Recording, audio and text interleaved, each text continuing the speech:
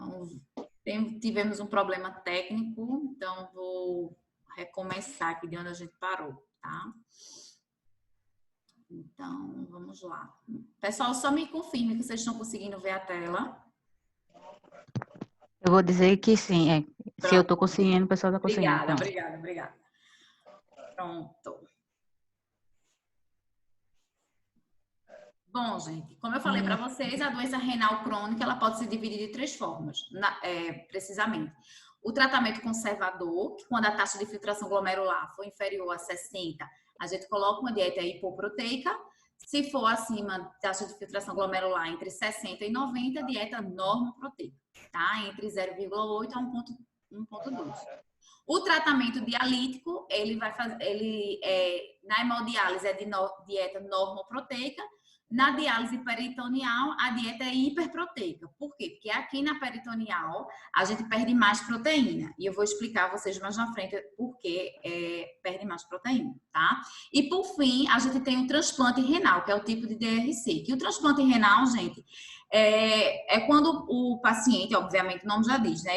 Ele faz uma cirurgia, né, e coloca, né, ele recebe a doação de um rim. E aí, gente, a dieta dele é toda normocalórica, normoproteica, normossódica, é normal. Então, ele vai ter um estilo de vida normal, né? Então, ele recebeu a doação de um rim ou 2, ele vai viver normal com esse, digamos assim, com esse rim, com a dieta toda normal.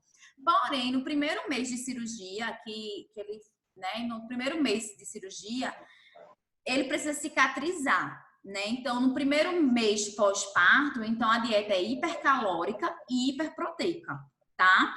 Mas depois de um mês de cirurgia, tá? Depois de um mês de cirurgia, a dieta, ela fica normal, normocalórica e normoproteica. No primeiro mês de cirurgia, logo após a cirurgia, no primeiro mês pós-parto, dieta hipercalórica e hiperproteica. Por quê? Porque precisa cicatrizar, precisa de mais energia e de mais proteína, tá? Então, vamos lá para o tratamento conservador, que o nome já diz. Ele não está fazendo hemodiálise, a gente vai apenas conservar esse rim para ele não perder rapidamente, tá? E aí, gente, lembrando que esse paciente, ele tem muito hiperpotassemia, ou seja, ele tem muito potássio no sangue. Por isso, gente, que o paciente que faz uso, né, aliás, o paciente que em tratamento conservador, a gente precisa reduzir os alimentos ricos em potássio. Lembra que eu disse que esses pacientes vêm para a gente desnutrido, com colesterol abaixo de 100, que isso significa, é indicativo de desnutrição? Lembra que eu falei isso? Então, por que ele vem desnutrido? Porque ele fica com medo de morrer. Porque ele sabe que o potássio, se você coloca mais de 2.700 miligramas de potássio, sabe o que vai acontecer com esse paciente? Futuramente, ele pode ter uma parada cardiorrespiratória. Como assim? O excesso de potássio, gente, dá arritmia, entende?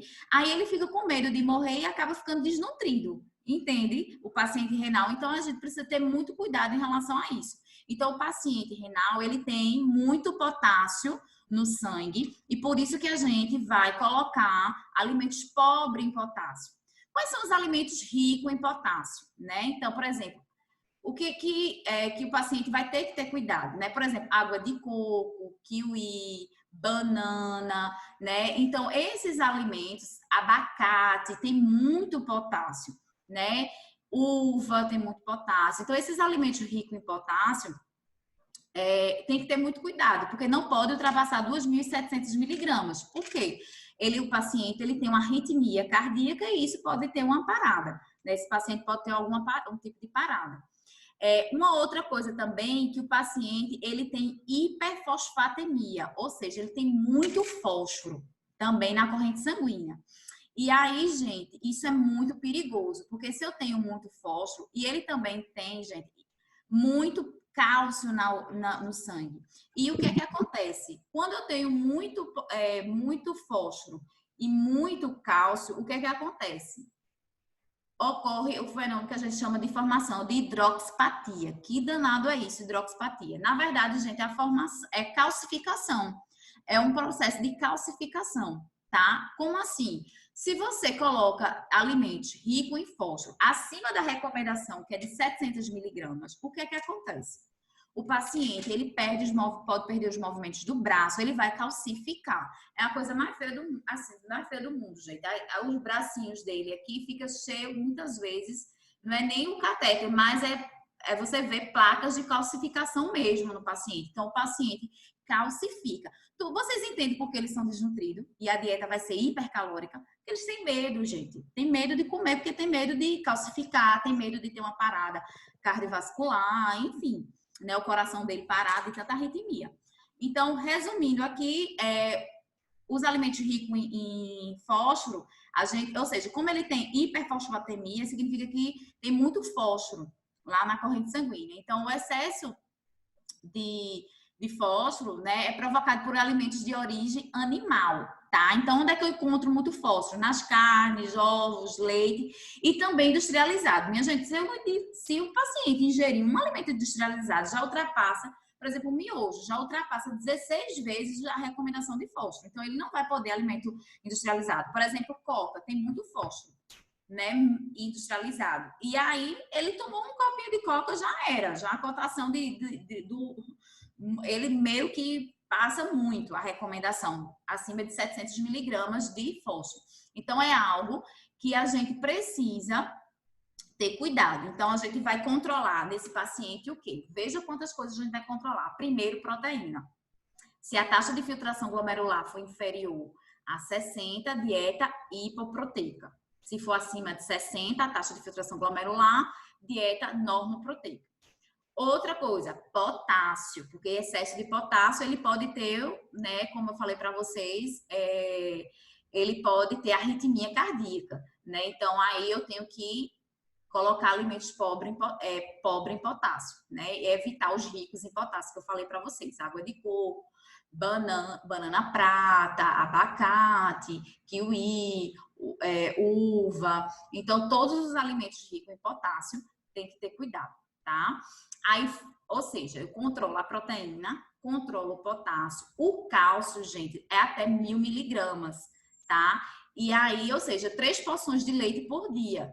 Né? Se eu ultrapassa essa recomendação de cálcio, o paciente calcifica, tá? Então, tem que ter muito cuidado com o cálcio.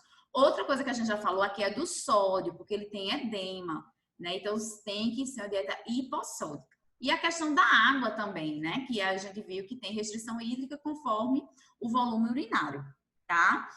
Bom, acidose metabólica, esse paciente tem, porque ele tem uma deficiência de oxigênio. Toda vez que o paciente tem pouco oxigênio, sempre vai dar uma acidose metabólica, porque vai ter ácido lático sendo produzido em excesso, tá? Resistência à insulina, claro, né, gente? Eu falei a vocês que doença renal crônica é uma consequência de quê? Da diabetes, da hipertensão, então ele tem resistência à insulina, ele tem hiperparatireoidismo, então por quê? Porque o PTH dele está super alto, né? E esse PTH alto justamente pode levar a esse processo de calcificação do paciente. Dislipidemia, né? Então esse paciente tem uma dislipidemia, anemia, mas por que anemia, professora? Porque o rim, como eu já falei antes, ele produz eritropoetina, né? E aí essa eritropoetina é responsável por produzir as células vermelhas. Então esse paciente pode ter uma anemia. E doenças cardiovasculares e hipertensão, ou seja, é um paciente complicado de se tratar, tá? Bom, Paula, ele não vai seguir a dieta, tá? Você falou que potássio é 2.700 miligramas, você falou de fósforo 700 miligramas, né? Mas aí ele não quer saber, ele vai ingerir lá, água de coco, kiwi, né? Vai botar potássio para cima, vai ingerir muito cálcio, muito fósforo, alimentos de origem animal em excesso, junto com alimentos industrializados, o que é que vai acontecer se ele não seguir a dieta? A síndrome urêmica. O que é síndrome urêmica, minha gente? É todos os sistemas neurais, gastrointestinal, cardiovascular, endócrino, hematológico, todos os sistemas vai entrar em pane, certo? Ou seja, esse paciente vai sofrer alterações tudo ao mesmo tempo, tá? Que a gente chama de síndrome urêmica. Síndrome urêmica é quando o paciente ele tem várias alterações, dentre elas a neurológica, né, que é periférica, ou seja, o paciente vai ter fadiga, cansaço, né, sonolência. Neurológico central, ele vai entrar em coma. E o hematológico, né, que ele pode ter anemia, que a gente viu por conta da eritropoetina, deficiência. Gastrointestinal, então ele pode ter anorexia, náuseas, vômitos. Cardiovascular, porque ele pode ter aterosclerose, então aquela placa de ateroma, né, a placa de gordura nos vasos, e também endócrinos, porque esse paciente vai ter um excesso de paratormônio, tá, de PTH. Então, só resumindo, síndrome urêmica é quando acontece o quê? Todos os sistemas, ele entra em déficit, né? Tanto o neurológico, com sono, fadiga, o central, que entra a parte principalmente do coma, e o hematológico, anemia, e o gastrointestinal é náuseas, vômitos, certo? Cardiovascular, que é a aterosclerose, e a parte endócrina também, que é a parte do PTH, que vai estar alta. Então, ou seja, todos os sistemas vão estar em distúrbios, tá? Deixa eu passar aqui. Tô passando isso, gente, porque eu vou falar mais na frente, para não ficar repetitivo, tá? Gente, eu falei para vocês aqui... Eu falei para vocês aqui que a taxa de filtração glomerular, né? Então, o que é que acontece? O que for bom, volta para a corrente sanguínea. O que não é bom, né? Vai ser excretado na urina. A albumina, gente, é uma proteína. Ela é benéfica, tá? Então, o certo dessa proteína é ela ser filtrada aqui e voltar. Só que a albumina, gente, a albumina não consegue voltar. Por quê? Porque a taxa de filtração, a velocidade de filtração aqui tá baixa. A taxa de filtração glomerular. Aí, o que que acontece? A proteína acaba sendo lançada na urina. Como a velocidade aqui tá tão pequena, não consegue impulsionar a albumina para ser reaproveitada. Aí, resumindo, a proteína e a albumina, que é uma coisa boa, a albumina vai ser secretada onde? Na urina. Por isso que a gente chama de albuminúria, que é a presença de albumina na urina. E isso, gente, deixa a urina bem espumosa, sabe? E aí parece que seja. Eita! Desliga o áudio aí, povo. Mas acontece, viu? Fiquem tranquilos. Tem uma bebê querendo participar da minha aula de albumina. Então, resumindo, gente, a urina fica parecendo cerveja, espumosa. Então, se o indivíduo tem uma urina que está espumando muito, cuidado, né? Por quê? Porque isso significa que está perdendo proteína, principalmente a albumina, tá? Porque, ou seja, a albumina, ao invés de ser aproveitada, está sendo excretada na urina. Então, o paciente tem albuminúria, tá? Vou passar. Liga o microfone. O microfone ligado.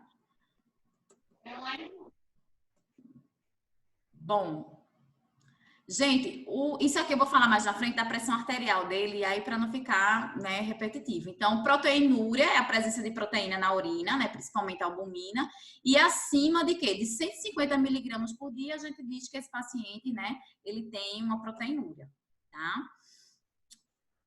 Vou falar agora. Gente, uma coisa benéfica é em relação à proteína de soja, você utilizar, né? Porque pelo fato dela reduzir os radicais livres, ela ser antioxidante, então tem uma ação benéfica, diminui a lesão renal desse paciente. Bom, aí lembra que isso aqui é só tá repetindo aquilo que eu já falei, tá? Por isso que eu tô passando. Taxa de filtração glomerular acima de 60, dieta o quê? Normoproteica, tá? Ó, taxa de filtração glomerular inferior a 60, ó, é o quê? Dieta o quê? Hipoproteica, de 0,6 a 0,8. Eu não gosto muito dessa recomendação, não, porque tem umas mais recentes, que eu vou mostrar mais na frente. Mas, por exemplo, a recomendação mais recente aqui é 0,75, né? Quase 0,8. Tá? Mas mais na frente eu vou falar para vocês. Gente, diabético que apresenta uma doença renal crônica, mais na frente eu falo diabético, para não confundir. A priori, eu quero que vocês aprendam a princípio isso. Taxa de filtração glomerular inferior a 60, dieta hipoproteica, né? E a taxa de filtração glomerular acima de 60, a dieta vai ser normoproteica. Gente, taxa de filtração glomerular abaixo de 29 também é uma dieta, tudo que for abaixo de 60 vai ser hipoproteica, mas lembre-se que se for abaixo de 15, ele tem que ir para hemodiálise. E aí na hemodiálise, como ele tem um rim artificial, então meio que isso aí faz com que a gente possa colocar mais proteína. Olhando aqui, tá vendo que o nutricionista sem a taxa de filtração glomerular não é nada nem ninguém, né? Então, por exemplo, a taxa de filtração glomerular superior a 60, normoproteica de 0,8 a 1 grama por quilo, né? Agora, quando a taxa de filtração glomerular é inferior a 60, o que é que acontece? A dieta é o quê? Hipoproteica, de 0,6 a 0,75. Essa aqui é a mais aceita, mais atualizada, tá? Essa aqui embaixo, gente, eu coloquei aqui, mas ela tá em desuso, ela é de 2009. Eu coloquei aqui porque na prova de residência, eles colocam esses valores aqui, certo? E aí, mas eles colocam como errado, tá? Isso aqui, você encontrar esses valores aqui como falso. O verdadeiro é esse daqui, tá? Que é o Cupari, tá bom? Que é o Cupari mais recente. Tem o Cupari de 2019, né? Que saiu ano passado, fresquinho. Bom, aí veja, se a taxa de filtração glomerular for inferior a 60, a dieta sempre vai ser o quê? Hipoproteica. Porém, gente, a partir de 29, vocês entendem que esse paciente está perto de perder o rim. Então, quando a taxa de filtração glomerular, né, atinge, cadê o mouse? 29, o que é que acontece? Quando ele chega em 29, a taxa de filtração glomerular, ele continua a dieta hipoproteica ou ele pode fazer essa suplementação aqui. Que na prática, minha gente, a gente não faz isso, tá? Por quê? Porque o paciente está muito desnutrido, está muito ruim para comer. E você colocar um cetoácido que tem uma adesão péssima, é você querer que perder esse paciente, tá? Então, na prática, a gente, abaixo de 60, independente da taxa de filtração glomerular, é isso aqui que a gente usa. 0,6 a 0,75. Porém, né, você pode ter uma outra opção, uma segunda estratégia. Quando a taxa de filtração glomerular ficar entre 29 e a partir de 29 para baixo, né, entre 29 e 15, você pode colocar 0,3, né, de aminoácidos essenciais, que é a leucina, isoleucina, valina, né, mais um cetoácido. Então, você pode colocar essa mistura. Então, quando a taxa de filtração glomerular for inferior a 29, você pode colocar essa mistura, que é o aminoácidos essenciais e o cetoácido. Esses aminoácidos essenciais foi o que eu falei, isoleucina, valina, tá? E o que é esse bendito cetoácido, né? Esse cetoácido, gente, é um carboidrato, que a função dele é pegar o nitrogênio do aminoácido. Então, vocês entendem que a amônia, o grupamento amino, que vai se transformar em amônia, é tóxico. Então, todo aminoácido, deixa eu mostrar aqui para vocês, esse aminoácido, todo aminoácido da maneira geral, ele tem um grupamento amino. Que isso, minha gente, futuramente vai virar amônia. E amônia é tóxica, precisa ser eliminado. Então, qual a função do cetoácido? É pegar essa amônia, esse nitrogênio, na verdade, né? Que a amônia tem nitrogênio, tá? Então, é um carboidrato, né? Que a função dele é reter esse grupamento amino, tá? Só que o cetoácido, como eu falei para vocês, a função dele é diminuir o nitrogênio, né, o grupamento amino, mas ele tem baixa adesão, né, porque ele é muito caro, tá? Tem o ketosteril, né, tem essas opções. Então, assim, é um comprimido para cada 5 quilos de peso. Então, é muito baixa a adesão dele, tá? O custo é elevadíssimo, certo? Então, na prática, a gente não faz isso, tá?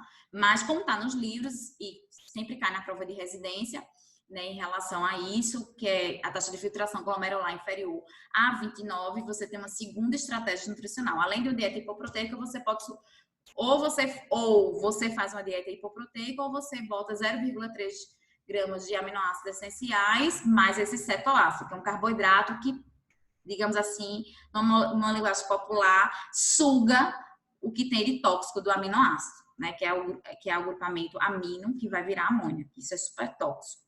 Né? Isso que faz que ele entre no quadro urêmico, de síndrome urêmica, que fica em coma, que dá fadiga, que a gente viu, e todos aqueles sistemas que a gente já viu de síndrome urêmica. Gente, isso aqui eu não cobro em prova, mas como cai na prova de residência, eu também não posso nivelar por baixo a turma. E também, assim, de maneira prática, a gente não usa esse PNA, né? Que é esse equivalente proteico aparente de nitrogênio, que é esse PNA, né? Na prática, a gente não faz isso, tá? Mas cai muito na prova de residência, então eu trouxe aqui só para a gente comentar, tá? Então, esse PNA é para ver o quanto de nitrogênio, é para ver a qualidade da proteína. Então, por exemplo, você colocou para o paciente 70 gramas de proteína, mas 70 gramas, gente, parte dessa proteína foi embora na urina, porque eles não têm proteinúria, albuminúria. Então, o que fica dentro do paciente a gente não sabe. Então, a gente calcula para saber o quanto que realmente ficou, porque às vezes a gente coloca o valor numérico, mas não ficou retido no organismo. Então, o PNA é para ver o quanto de nitrogênio que ficou retido dentro do paciente. E aí existe essa fórmula que ninguém decora, pelo amor de Deus. Pare com isso, de querer decorar essas coisas. Então, essa fórmula, você vai ver que ela precisa do volume urinário do paciente, né? Valores de ureia do paciente, né? O nitrogênio, digamos assim, tanto o nitrogênio urinário, precisa do NU, né? Que vocês viram estudar NPU, NDPCal, né? Enfim. Que é o quanto de nitrogênio que fica retido, né? Então, o quanto que você ingeriu e quanto você perde na urina. Então, é só para a gente ter uma noção que existe isso, porque geralmente isso às vezes pergunta, né? Para que serve esse PNA, né? Na prova de residência, e você sabe que agora é para saber o quanto que tem de nitrogênio dentro do organismo que ficou retido, tá? Gente, aqui são alguns critérios que a gente observa no paciente, porque isso pode ser sinal de desnutrição. Então, por exemplo, albumina abaixo de 3,8, pré-albumina abaixo de 30, colesterol abaixo de 100, um EMC abaixo de 23, né? Um percentual de perda de peso de 5% em 3 meses. Então, tudo isso é indicativo de desnutrição. E, gente, acredito que mais leva a óbito esse tipo de paciente não é o potássio, não é o fósforo, né? O que leva muitas vezes é a desnutrição, tá? Então, é sempre que eu digo, minha gente, vocês não são uma calculadora. Vocês, antes de tudo, vocês são seres humanos, né? Então, o nutricionista não é uma calculadora. Bati, não sei o quê. Não é isso. Às vezes o paciente, por exemplo, melão tem muito potássio, mas às vezes é a única fruta que ele gosta. Então, o que é que eu faço? Diminuo a quantidade de potássio e coloco o melão para ele, entende? O que não pode, minha gente, é a gente ter um paciente chegar no nosso consultório com colesterol abaixo de 100, né? Aí isso é desnutrição, tá? Então, não pode fazer isso. Gente, isso aqui é aquela fórmula que eu falei do aplicativo para calcular a taxa de filtração glomerular. Então, vou pular. Eu já falei, né, gente, do potássio na corrente sanguínea, que está super alto nesse paciente. Por que o potássio está alto na corrente sanguínea?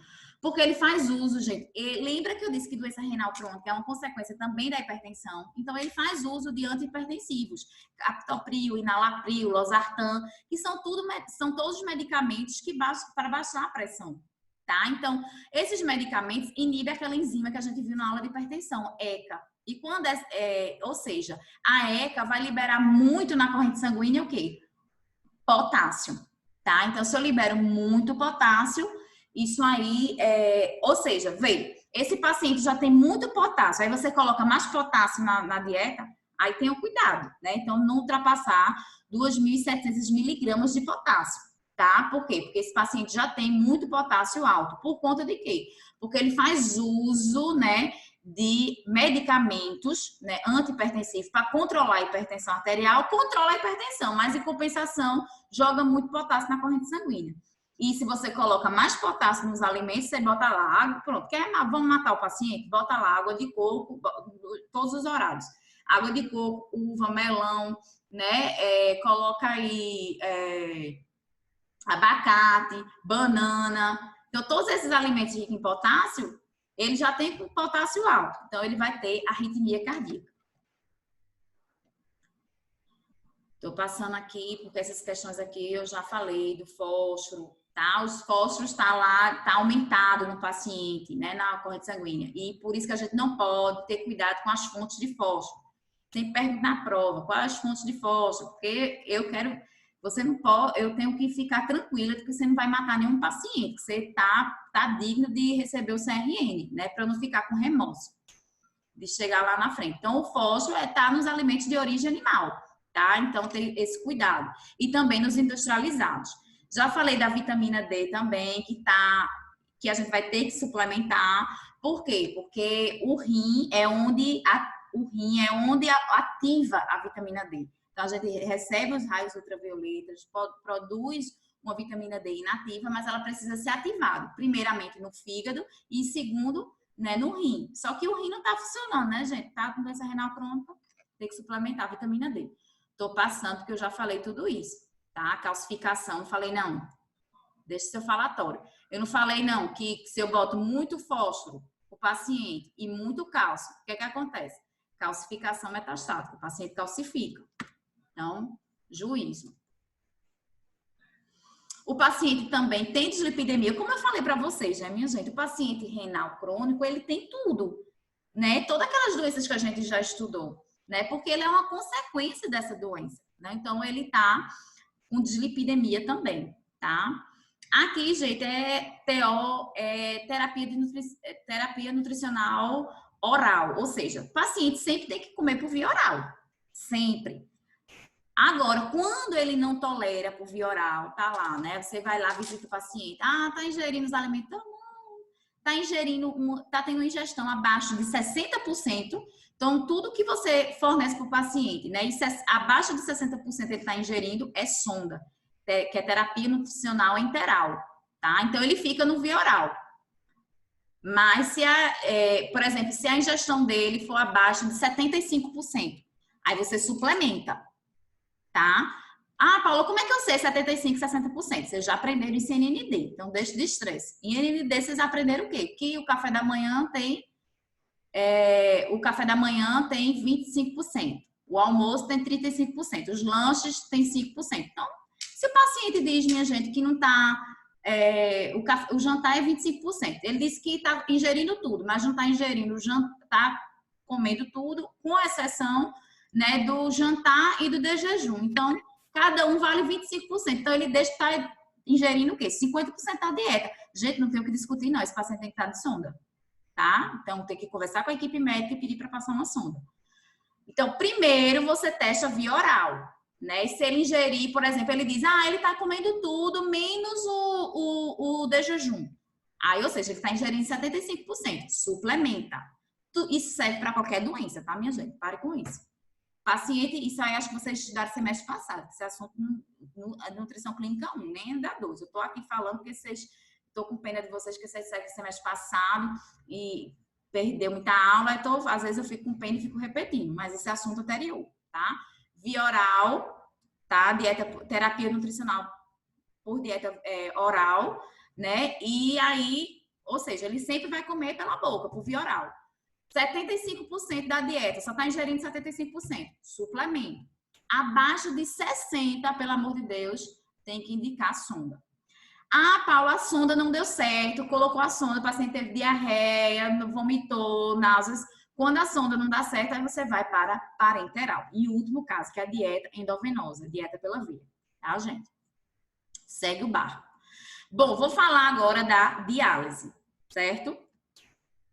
Agora, só recapitulando aí o que é importante da gente saber de tudo que a gente já viu até agora. Aí é onde eu sinto falta do quadro. Mas vamos lá. Então, recapitulando, o que é que a gente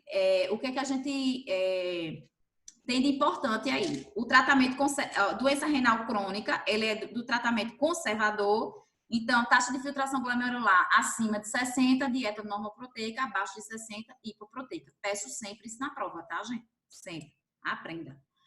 E, além da proteína, a gente controla quem? Potássio, que eu já falei para vocês, cálcio, sódio, né? Água, que é aí desse paciente, que é de acordo com o volume urinário, e fósforo, tá? Porque tem que controlar tudo isso, senão é babado, viu? Digo logo. Bom, aí agora, a doença renal crônica, ele não é mais conservador, ou seja, você não vai mais proteger esse rim. Agora, nessa doença renal crônica, o paciente ele já perdeu o rim. Agora, ele, na verdade, nessa situação de diálise, ele já perdeu o rim. Então, a gente viu que doença renal crônica ela pode ser tratamento conservador e dialítico, né? Então, o dialítico, ele pode ser basicamente, né, de duas formas. Deixa eu mostrar aqui para vocês. Essa aqui, né? Então, a taxa de filtração glomerular, lembrando que é abaixo de 15, então ele já entra em tratamento dialítico. Então, ele já vai fazer diálise, não é mais conservador. Lembrando que é uma máquina, né? Então, ele vai, gente, é um sofrimento. Ele vai para o hospital 3 vezes por semana, geralmente é segunda, quarta e sexta. Fica lá por 4 horas, né? E aí, para essa máquina aqui vai ter a função do rim. E por isso que a gente coloca uma dieta normoproteica, 1,2 gramas por quilo de peso, tá? Por quê? Porque agora ele tem um rim. Então, eu posso colocar proteína normal, só que o rim dele é artificial, tá? É artificial, tá? Aqui, gente, a gente tem aquela diálise peritoneal, que é babado, né? Então, o que é essa diálise peritoneal? A diálise peritoneal, gente, não tem segredo, tá? Então, aqui tem uma solução. Como é que acontece essa diálise peritoneal? Essa diálise peritoneal é uma solução de dialisado. Então, tem glicose, tem sódio, tem potássio, tem eletrólitos e glicose, certo? E para que serve essa concentração, minha gente? Isso vocês estudarem biofísica, né? Que é o transporte, que a gente fala do difusão simples, difusão facilitada, é justamente isso. Então, essa solução serve, cadê? Essa solução serve, né? Quando ela é introduzida no paciente, faz com que, aqui tá vendo o peritônio, essa membrana, ele vai servir para purificar. Então, quem vai fazer a filtração é esse peritônio, tá? Uma coisa muito importante, gente, que eu esqueci de falar aqui na hemodiálise, a gente tem que pesar o paciente, tá? Depois que ele faz 4 horas de diálise, você tem que pesar, que a gente chama de peso seco. Uma vez, um médico super ignorante, né? Ele, que peso seco, que danada é isso? É o que? O paciente tá no varal? Vê que ignorância. Era um médico que nem trocou plantão, nem da área era de nefrologia e foi lá passar vergonha. E aí, o que é esse peso seco? É o peso que depois que o paciente, depois que ele faz diálise, a gente pesa ele, tá? Aí, lembrando, digamos que isso aconteceu na segunda-feira. Quando é na quarta-feira, a gente vai pesar ele de novo, depois da diálise, que a gente chama de peso intradialítico, tá? E aí, gente, geralmente de segunda a sexta, geralmente, tipo, como ele faz hemodiálise segunda, quarta e sexta, é aceitável que ele ganhe até 2 quilos. Final de semana, ele pode ganhar mais, porque ele vai ficar sábado e domingo sem diálise. Aí ele pode chegar a 3 a 4 quilos, tá? Porque ele é final de semana. Então, a gente precisa controlar. Ah, Paula, mas aí ele tá ganhando esse peso. Você foi lá, no final de semana ele ganhou 5 quilos, 6 quilos. É água, gente. Isso aí só é líquido, é edema. Não pode. Bom, deixa eu voltar, porque eu sei que vocês não entenderam nada de diálise peritoneal. Então, diálise peritoneal é o seguinte. Ó, aqui tá a solução de dialisado, como eu falei, glicose, eletrólitos e tal. Aí ele vem, ó, gente, tá? Essa solução vem, ó, por meio de um catéter e é introduzida nesse paciente, certo? Aqui a gente tem o peritônio, tá vendo o peritônio aqui? É a camada do peritônio. Aí o que é que acontece? O que é de substância tóxica, tá? Vai sendo eliminado aqui, ó. Tá? Então, essa membrana aqui funciona como um filtro, tá? Então, vai filtrar. Então, o que é que acontece? Essa filtração aqui, ó, essa membrana aqui, ela vai servir como se fosse um rim, né? Artificial. Então, você coloca esse dialisato. Então, quando você coloca esse dialisato no interior do paciente, isso muda as concentrações, né? Então, faz com que as substâncias tóxicas venham para cá, ó. E aí, novamente, isso sai por um catéter, né? E elimina aí, ó, as substâncias tóxicas. Então, diálise peritoneal é isso. Ele não vai para a máquina. O próprio peritônio dele é que vai fazer a filtração através desse dialisato. Por que a dieta é hiperproteica? Porque, minha gente, aqui nessa membrana não só vai passar substâncias tóxicas, vai passar proteína também. Agora, cuidado com esse hiperproteico. Porque a pessoa diz hiperproteica, vai querer botar, né? Lá em cima. Não, o máximo é 1,3, tá? Então, deixa de viagem. tá certo? É 1,3 grama por quilo de peso, é hiperproteico, tá? Então, só recapitulando, aqui a diálise, aqui, né, o tratamento dialítico é hemodiálise ou HD, a mesma coisa, né, a abreviação. Aqui a dieta é normoproteica, você bota de 0,8 a 1,2. Aqui, esse peritônio aqui, que vai fazer a filtração, vai perder muito proteína. Você vai botar 1,3 gramas por quilo, tá? Bom, gente, isso aqui eu já falei. Bom, isso aqui que eu tô passando é porque é besterol, viu? Aí nem vale a pena a gente discutir. Agora, isso aqui eu já falei que mais vale a pena a gente discutir, que é em relação ao potássio, né? Dos alimentos ricos em potássio. Laranja, pera. Gente, é só a pera. Então, parem com isso. Então, eles podem ingerir as outras. Aí, o paciente não quer comer laranja nenhuma. O que ele vai ter que ter cuidado é a pera, né? Mas as outras laranjas ele pode, tá certo? Abacate, como eu falei para vocês, tem muito potássio. Banana prata, por exemplo. Banana prata tem muito potássio, mas a nanica ele pode, minha gente. A maçã ele pode. Então, deixe de estresse, tá certo? Então, aí chega esse paciente desnutrido, sem comer nada, com medo de morrer, porque vai ter uma parada cardíaca, com medo de ter uma arritmia e levar uma parada cardíaca, pelo amor de Deus, tá? Então, só recapitulando, o que ele vai ter cuidado é a laranja pera, as demais laranjas ele pode. Abacate ele vai ter que ter cuidado, banana prata, mas a nanica, né, e a maçã ele vai poder, tranquilo. Melão tem muito potássio, uva, goiaba vermelha também tem muito potássio, né? Coco, água de coco, cana, caldo de cana, tudo isso tem muito potássio. Então, é uma coisa que a gente precisa ter muito cuidado, tá? Com o paciente. Aí ele pode melancia, minha gente, maçã, né? Todas as outras frutas, ele vai poder ingerir. Essas que são as perigosas, tá? Gente, tem uma coisa que a gente deve, não pode para o paciente de jeito nenhum, gente. Isso não é terrorismo, não, tá? É verdade verdadeira. O paciente não pode carambola, tá? Então, o paciente pode entrar no grau de síndrome urêmica, num coma, se você der uma carambola para ele. Então, é proibidíssimo, é veneno. Eu acho que até botei aqui, ó. É veneno. Então, pelo amor de Deus, não coloca carambola. Ah, não é porque carambola é rica em potássio, não, gente. É porque a carambola tem uma neurotoxina chamada caramboxina, que isso é a peste. Porque não consegue ser filtrado lá na taxa de filtração glomerular. Isso vai para o sistema nervoso central e esse paciente pode entrar em coma, em síndrome urêmica, como a gente já viu. Então, pelo amor de Deus, é proibido. Proibido 100% carambola.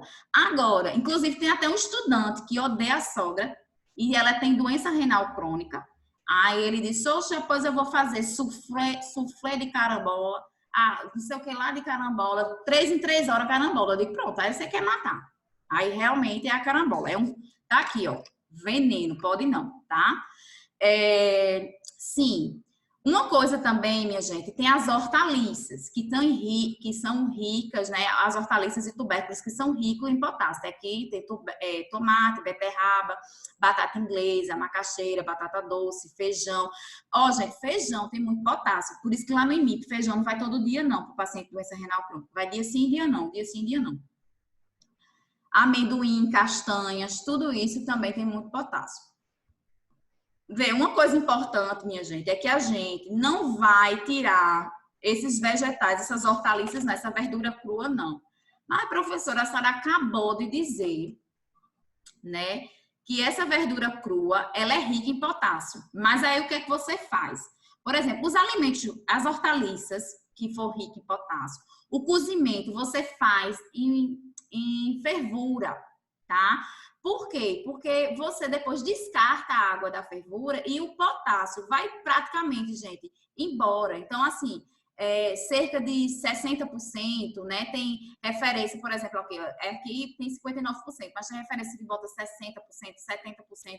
Eu já vi referência que bota 85% do potássio vai embora, né? Então, potássio, em média, 75% do potássio, né, pode até ir embora. Então, o que é que se recomenda num paciente que vai fazer uso de hortaliças, né? Então, o que é que ele vai fazer com a verdura cozida dele? Ele vai colocar na água, de preferência muita água, vai ferver.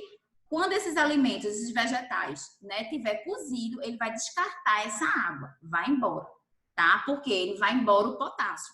E isso é bom, porque a gente viu que ele já tem muito potássio. E a gente precisa controlar até 2.700 miligramas, certo? Tranquilo? Agora, por exemplo, aqui na minha casa é casa de divórcio. Fazer primeiro que tem que ser a vapor aqui em casa, mas é porque ninguém tem doença renal crônica, né? Para permanecer o potássio. E na água, gente, vai embora não só potássio, vai embora as vitaminas hidrossolúveis todinha, né? Vê que horror. Mas para o paciente renal crônico tem que fazer isso mesmo, tá? Para ele não ter arritmia cardíaca.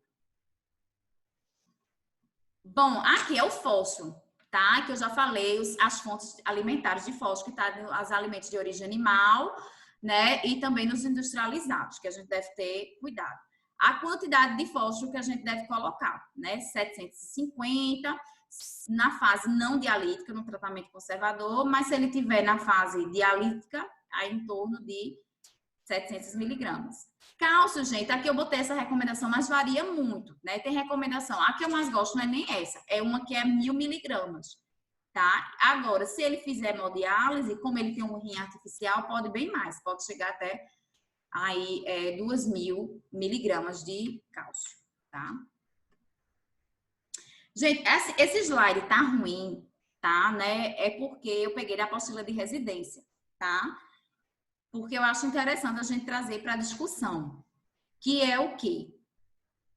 Sim, só falando aqui dessa quelação, quelante de fósforo.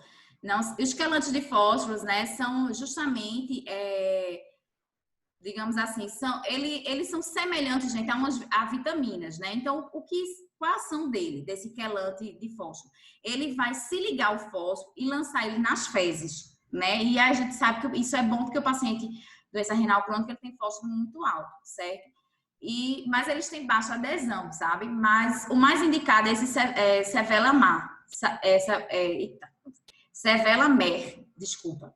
Por quê? Porque ele não tem cálcio. Os demais quelantes têm cálcio. Aí pode, né, cuidado com aquele excesso de cálcio, porque pode levar o paciente para calcificação. Tá? Então, é uma coisa que a gente precisa ficar atento. Isso aqui eu já falei, terapia quando é via oral, enteral e parenteral. Se não entendeu, depois volta o vídeo e repete. E aí, gente, eu quero finalizar a aula com isso aqui. A dieta, a gente vai ver que é sempre hipercalórica, né? Independente se é o tratamento conservador, né? E aqui no tratamento de hemodiálise, tá vendo? De 30 a 35. Então, ou seja, a dieta é hipercalórica. Por quê, minha gente? Porque esse paciente, ele está em catabolismo, né? A gente viu que ele está em acidose. Então, o paciente que está em catabolismo, em desnutrição, então ele tem que ser uma dieta hipercalórica, tá? Então, primeira coisa é isso. A proteína, a gente já viu que se a taxa de filtração glomerular estiver abaixo de 60, hipoproteica, de 0,6 a 0,75 gramas por quilo. Se a taxa de filtração glomerular estiver acima de 60, quanto é que a gente vai colocar? Normoproteica. Então, de 0,8 a 1,2 gramas por quilo, certo? Agora, gente, o que é que acontece? Isso em relação à proteína. Aí fora aqueles micronutrientes que eu falei para vocês que controlam. Potássio, cálcio, sódio, água e fósforo, tá? Carboidrato, gente, é normo. Por que é normo? Cadê aqui o carboidrato? 50% a 65%. Por quê? Porque não interfere na doença. Então, quando o carboidrato não vai interferir na patologia, é sempre normo. E lipídio também não vai interferir. Também é normolipídica, tá? Isso independente se é tratamento conservador ou dialítico, certo? Então, só resumindo assim, né? O tratamento conservador e o dialítico, eles são semelhantes, né? Principalmente na parte de micronutrientes, né? Energia é igual, carboidrato, lipídio é igual. O único que vai mudar entre eles, que tem uma diferença gigante e mais importante, é a proteína, tá? Que eu já falei. No mais, minha gente, é isso. Tudo isso aqui eu já falei, que é esses valores, né, de recomendação, né? Que aí isso muda, gente, de recomendação para recomendação. Mas aqui a mais aceita é essa que eu falei para vocês, de 700 de fósforo, 700 miligramas de fósforo, né, 1.000 miligramas de cálcio e 2.700 miligramas de potássio, tá? Enfim, encerrei. Agora vamos às dúvidas, que eu acho que vocês anotaram. Deixa eu só parar de gravar. Estou morrendo de medo disso não ter gravado, né? Mas vamos na fé.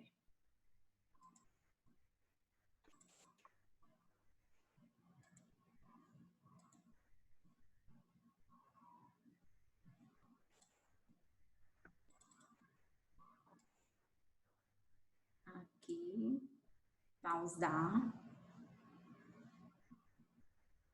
Eita, Deus. Ui, gente. Ai, gelei. Vou chorar. Pode falar, viu, gente? Botei pausa aqui. Agora não sei se eu salvei. Pode abrir a boca. E aí? Tô chorando aqui para não... Peraí, tô rindo Aqui aqui. tá parecendo que tá gravando ainda, professora. Tá gravando, né? A bolinha. Tá. Aqui tá parecendo que tá gravando também. Meu Deus, essa A senhora saiu agora, professora. lasca, viu? Aparecendo a foto de todo mundo. Agora. Não. Ah, achei!